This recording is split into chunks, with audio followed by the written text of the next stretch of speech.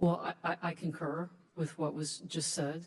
One of China's weapons is the number of people that they have. They can use AI and big data to collect information and to develop more sophisticated technology and weapon systems to just suppress their own people, but also to attack us, our friends and our allies. So I think there are gray areas as well, not just, for instance, genetic material, but let's say location services. Why would China, for instance, through TikTok want to know where Americans are going? I mean, I've had clients say to me, who cares, Mary, if I have TikTok on my phone? Who am I? Well, you may not be a target yourself, but if they have aggregate data on tens of millions of Americans, how they're all related to one another.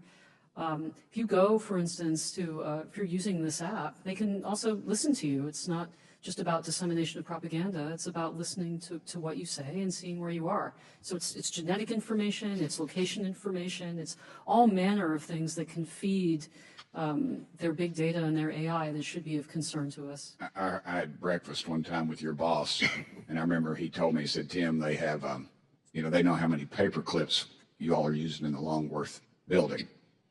I thought that was doubly creepy because I didn't tell him I was in Longworth. And so but anyway. Congressman, Mr. Bethel, I haven't heard from you all day, brother, and so please. The company I think you should spend a lot of time focusing on is BGI, Beijing Genomics Institute. That's the entity that Ancestry and 23andMe and others use to process the DNA. It may perhaps not shock you that in 2021, BGI was working, it was found out that BGI was working with the Wuhan Institute of Virology. Perhaps that's coincidental, I'm not sure. But to Mary's point about TikTok, we should really understand what TikTok is. It's not about watching funny cat videos or, twerking or Right. whatever. It's really an app that's looking at what you're viewing, and it's monitoring your facial expressions and your pupil dilation. And it's sending you more videos brain, right? that elicit the same response. So after a certain period of time, they have an imprint of who you are, right? So they have genetic data, the data of who you are, your location data. How can that be good? And yet we can't conjure up a way to ban TikTok? No. I think I'm out of time. Yep. I'm out of time. I'm sorry, Mr. Pennell. Can I just say one thing? You just butt in like that, you can. Go ahead. Yes, sir.